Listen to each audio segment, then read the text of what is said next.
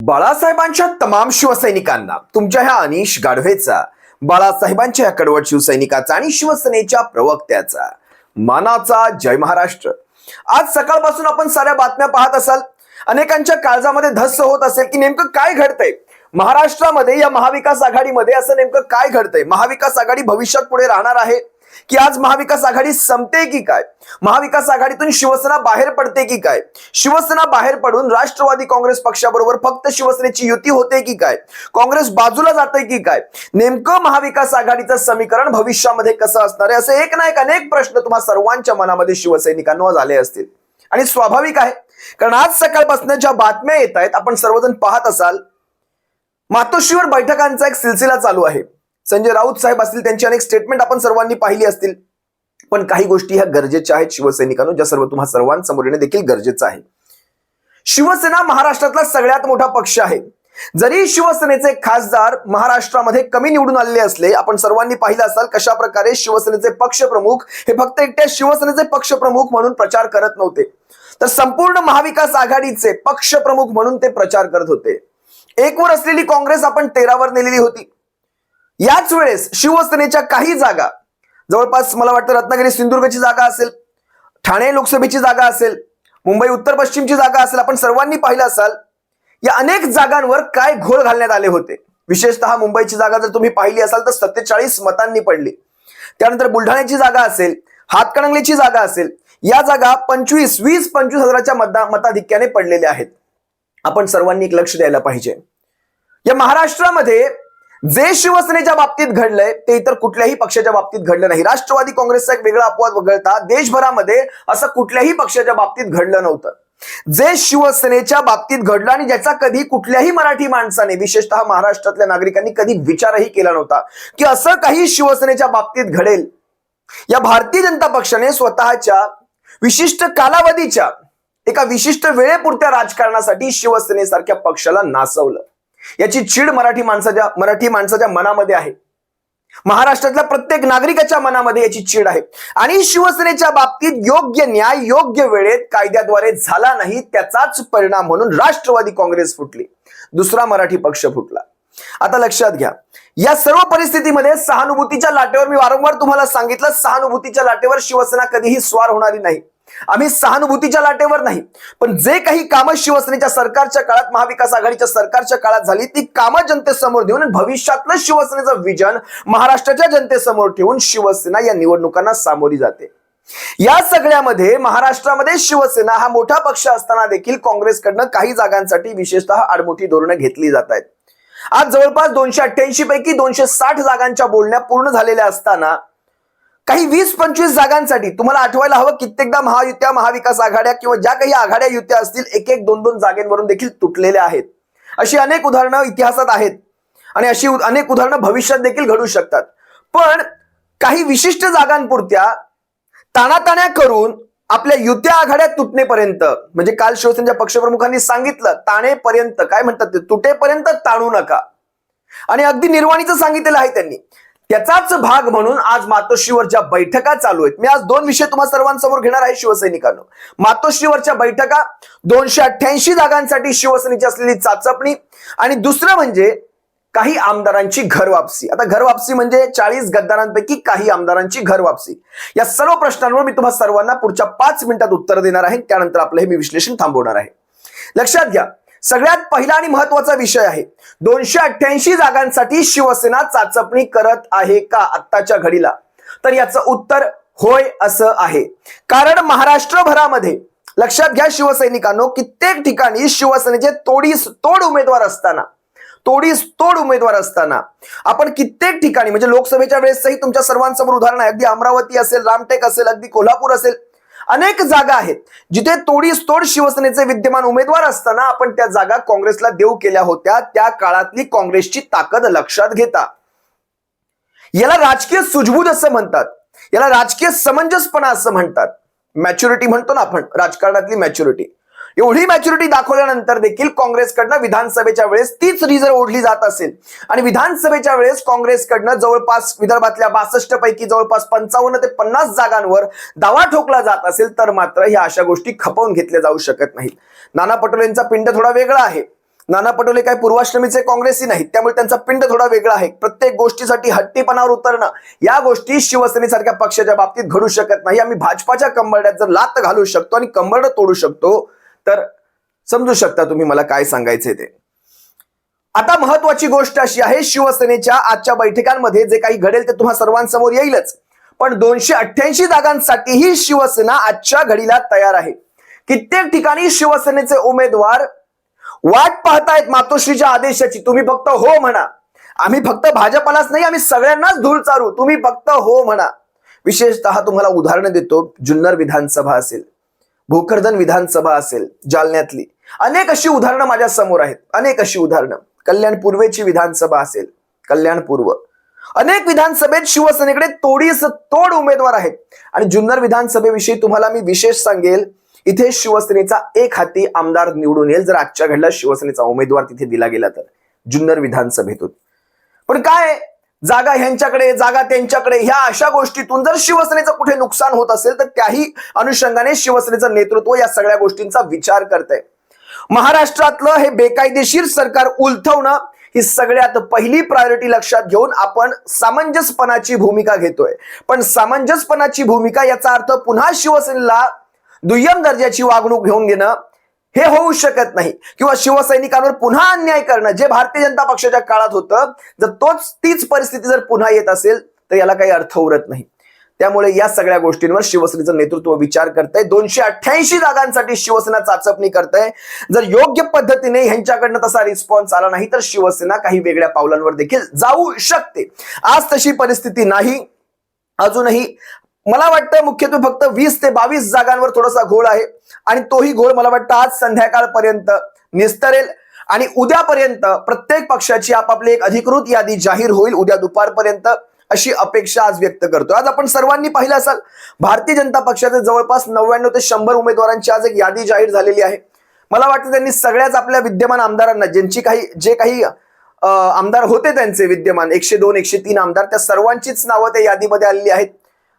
एखाद दुसऱ्या जागेचा अपवाद वगळता भाजपाने सगळ्या विद्यमान आमदारांना पुन्हा एकदा तिकीटं दिलेली आहेत.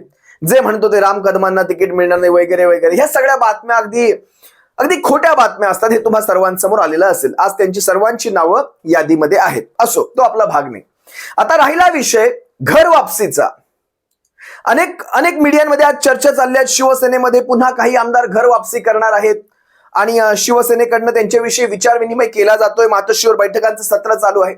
आजच्या घडीला तुम्ही जर मला ह्याचं उत्तर विचाराल, काही आमदार असे आहेत का ज्यांना शिवसेनेत पुन्हा यायचंय?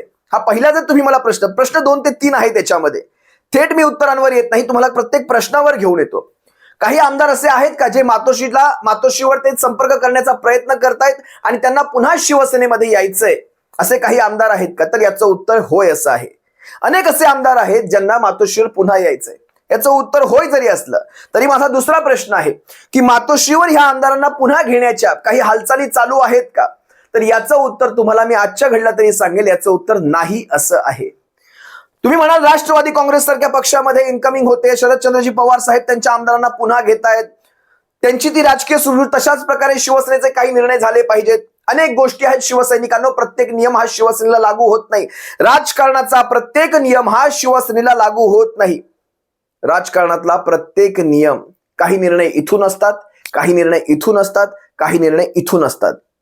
आता ह्याच्यातल्या कुठल्या कॅटेगरीमध्ये हे सगळे निर्णय बसतील याचा सर्वस्वी अधिकार शिवसेनेच्या पक्षप्रमुखांना आहे. तो वैयक्तिक त्यांचा तो अधिकार ते पार पाडतील आणि आपण तो सर्व अधिकार त्यांच्यावरच सोडूयात शिवसैनिकांना. आपण पाहूयात नेमकं काय घडतंय, पण सध्याच्या परिस्थितीला अशी कुठलीही परिस्थिती नाही. तरीही अनेक शिवसैनिकांचं म्हणणं असं देखील आहे की ज्या आमदारांनी शिवसेनेवर या मागच्या 2.5 वर्षाच्या काळामध्ये तोंडसूक घेतलेला आहे त्या आमदारांना वगळता बाकीच्या आमदारांचा विचार केला त्यात काही हरकत नसावी. त्या आमदारांची मी नावं देखील तुम्हाला सांगतो. त्या तोंडसूक घेतलेल्या आमदारांपैकी म्हणजे ह्या 40-41 गद्दारांपैकी 22 गद्दारांना म्हणजे 50% गद्दारांना न घेता इतरांचा विचार शिवसेनेने करावा, असं काही शिवसैनिकांचं विशेषतः कमेंटमध्ये मला वैयक्तिक मेसेजेस येतात.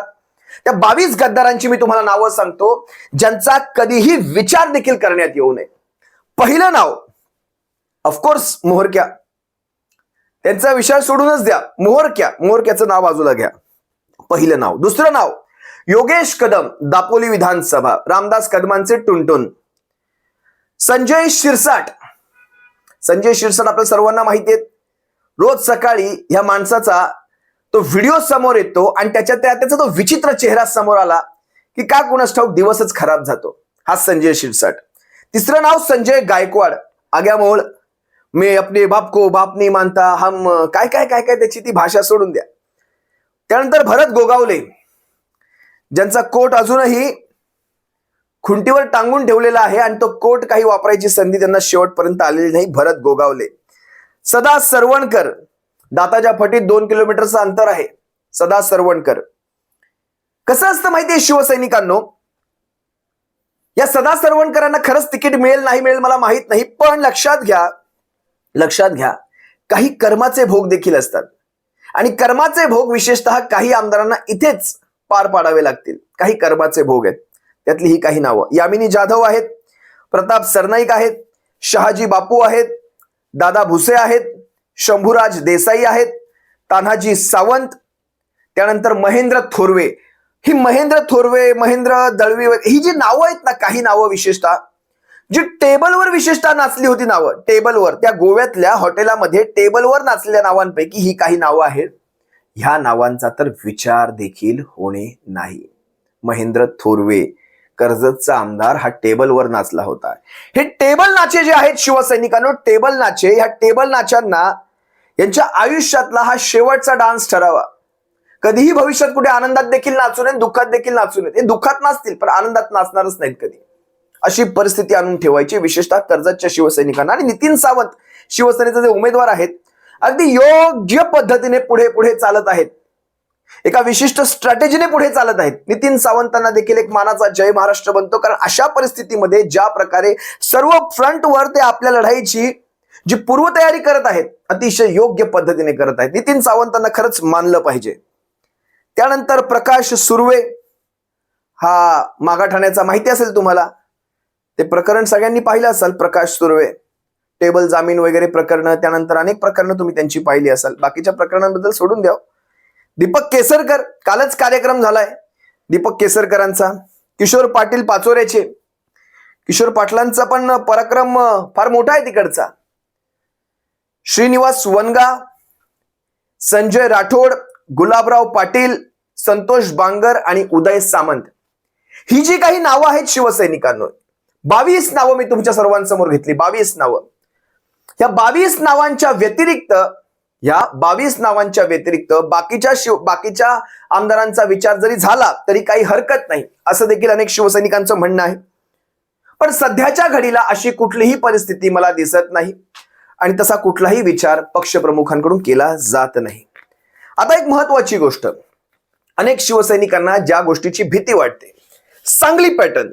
हा सांगली पॅटर्न नेमका काय आहे तुम्ही सर्वांनी पाहिला असाल. विशाल पाटलाच्या बाबतीत चंद्रहार पाटील तिकडे आपले उमेदवार आणि विशाल पाटलांना काँग्रेसने उमेदवारी न दिल्यामुळे तिथे ते अपक्ष उभे राहिले. चंद्रहार पाटील, आपल्याला 60-65 हजारांचं मतदान झालं, जे की आमदाराला देखील मिळत नाही इतकं कमी मतदान आपल्याला झालं. खासदारकीच्या निवडणुकीत जिथे आपलं डिपॉझिट जप्त झालेली ही एकमेव जागा.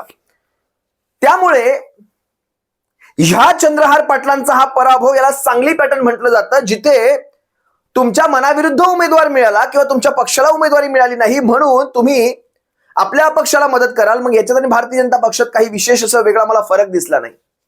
जर तुमची ताकद एवढी होती तर तुम्ही ती ताकद चंद्रहार पाटलांच्या मागे उभी करायची होती एक पक्ष म्हणून, ती झाली नाही. आता मला काही गोष्टी तुम्हा सर्वांसमोर घेऊन यायच्या. अनेकदा सांगली पॅटर्नची चर्चा होते, अनेकदा भीती दाखवली जाते की पुन्हा पुन्हा सांगली पॅटर्न होऊ शकतो.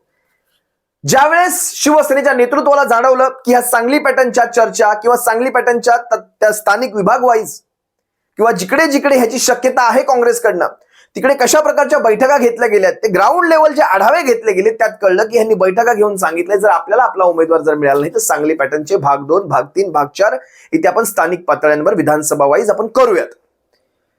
त्यामुळे ह्या मातोश्रीवरच्या बैठका अतिशय महत्वाच्या आहेत.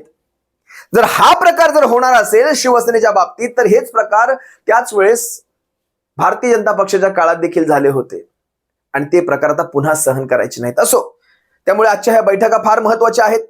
गद्दारांची घर वापसी होणे नाही आणि सांगली पॅटर्नचा राहिला विषय, तर सांगली पॅटर्न शिवसेना देखील चांगल्या पद्धतीने दाखवू शकते. आज 38 ठिकाणी शिवसेना देखील तुम्हाला सांगली पॅटर्न दाखवायच्या तयारीत आहे. मग असं असेल तर काय उपयोग ह्या सर्वाचा?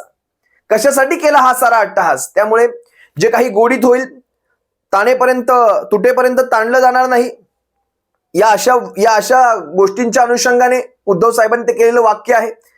आणि ह्या सगळ्या गोष्टींचा काँग्रेस हायकमांड अतिशय बारीकीने विचार करत आहे. जे दिल्लीस्थ नेतृत्व आहे, काँग्रेस हायकमांडकडनं ह्यांना ज्यावेळेस इन्स्ट्रक्शन येतील त्यावेळेस हे महाराष्ट्रातले थंड झालेले असतील.